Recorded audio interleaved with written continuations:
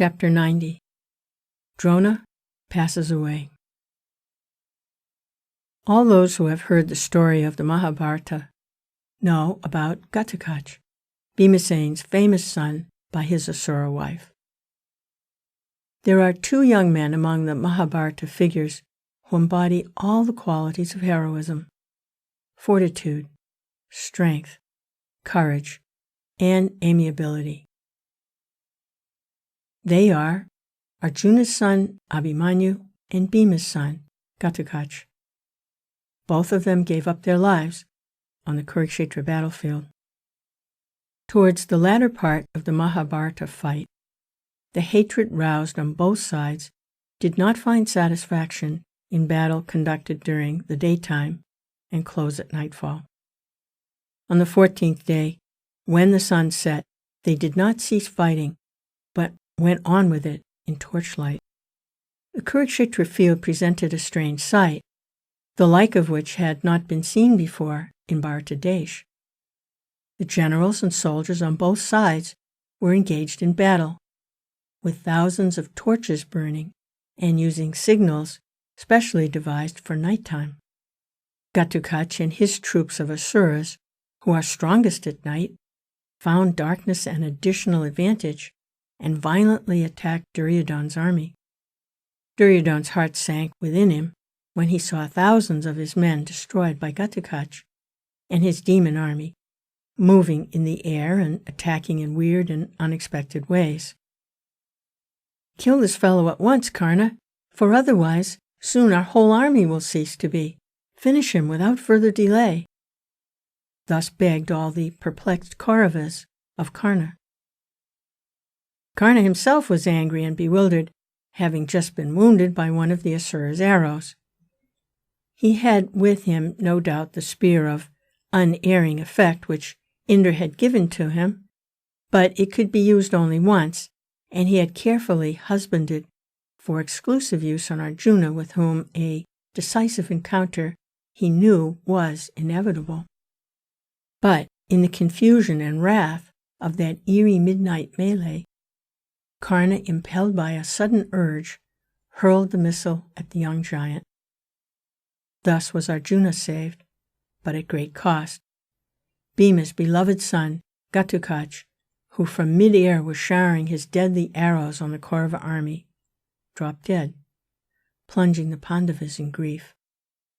The battle did not stop. Drona spread fear and destruction in the Pandava army by his relentless attacks. "O Arjuna," said Krishna, "there is none that can defeat this Drona, fighting according to the strict rules of war. We cannot cope with him unless Dharma is discarded. We have no other way open. There is but one thing that will make him desist from fighting. If he hears that Asvatthama is dead, Drona will lose all interest in life and throw down his weapons. Someone must therefore tell Drona that Asvatthama has been slain." Arjuna shrank in horror at the proposal, as he could not bring himself to tell a lie. Those who were nearby with him also rejected the idea, for no one was minded to be part of a deceit. Yudhisthira stood for a while, reflecting deeply. "I shall bear the burden of this sin," he said, and resolved the deadlock. It was strange, but when the ocean was churned at the beginning of the world, and the dread poison rose, threatening to consume the gods, did not Rudra come forward to swallow it and save them? To save the friend who had wholly depended on him, Rama was driven to bear the sin of killing Vali, in disregard of the rules of fair play. So also, now did Yudhisthira decide to bear the shame of it, for there was no other way. Bhima lifted his iron mace and brought it down on the head of a huge elephant named Asvatthama, and it fell dead. After killing the elephant, Asvatthama, Bhimasena went near the division commanded by Drona and roared so that all might hear, "I have killed Asvatthama." Bhimasena, who, until then, had never done or even contemplated an ignoble act, was, as he uttered these words, greatly ashamed. They knocked against his very heart, but could they be true? Drona heard these words as he was in the act of discharging a Brahmastra. Yudhisthira, is it true my son has been slain? Dronacharya asked, addressing Dharmaputra. The Acharya thought that Yudhisthira would not utter an untruth, even for the kingship of the three worlds.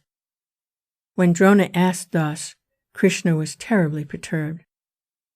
If Yudhisthira fails us now, and shrinks from uttering an untruth, we are lost. Drona's Brahmastra is of unquenchable potency, and the Pandavas will be destroyed, he said. And Yudhisthira himself stood trembling in horror of what he was about to do. But within him also was the desire to win. Let it be my sin, he said to himself, hardened his heart, and said aloud, yes, it is true that Asvatthama has been killed. But as he was saying it, he felt again the disgrace of it, and added in a low and tremulous voice, Asvatthama, the elephant. Words which were, however, drowned in the din and were not heard by Drona. O king, this was a great sin committed, said Dhananjaya to the blind Dhritarashtra, while relating the events of the battle to him. When the words of untruth came out of Yudhisthira's mouth, the wheels of his chariot, which until then always stood and moved 4 inches above the ground and never touched it, at once came down and touched the earth. Yudhisthira, who till then had stooped apart from the world, so full of untruth, suddenly became of the earth, earthy. He too decried victory and slipped into the way of untruth, and so his chariot came down to the common road of mankind. When Drona heard that his beloved son had been slain, all his attachment to life snapped, and desire vanished as if it had never been there. When the veteran was in that mood, Bhimasena loudly spoke, indicting him in harsh words. You Brahmanas, abandoning the legitimate functions of your Varna and taking to the Kshatriya profession of arms, have brought ruin to princes. If you Brahmanas had not gone astray from the duties belonging to you by birth, the princes would not have been led to this destruction. You teach that non-killing is the highest dharma, and that the Brahmana is the supporter and nourisher of that dharma. Yet you have rejected that wisdom which is yours by birth, and shamelessly undertaken the profession of killing. It was our misfortune that you descended to this sinful life. These taunts of Bhimasena caused excruciating pain to Drona, who had already lost the will to live. He threw his weapons away and sat down in yoga on the floor of his chariot, and was soon in a trance. At this moment, Drishtadyumna with drawn sword came and climbed into the chariot, and heedless cries of horror and deprecation from all around, he fulfilled his destiny as the slayer of Drona by sweeping off the old warrior's head. And the soul of the son of Bharadwaj issued out in a visible blaze of light and mounted heavenwards. The Mahabharata is a great and wonderful story. The sorrows of human life are painted with sublime beauty and rolled out in a grand panorama. Behind the story of errors and sorrows, the poet enables us to have a vision of the transcendent reality. Thus it is that the Mahabharata, though a story, has come to be a book of Dharma. This book, in style and substance, is altogether different from tales and romances.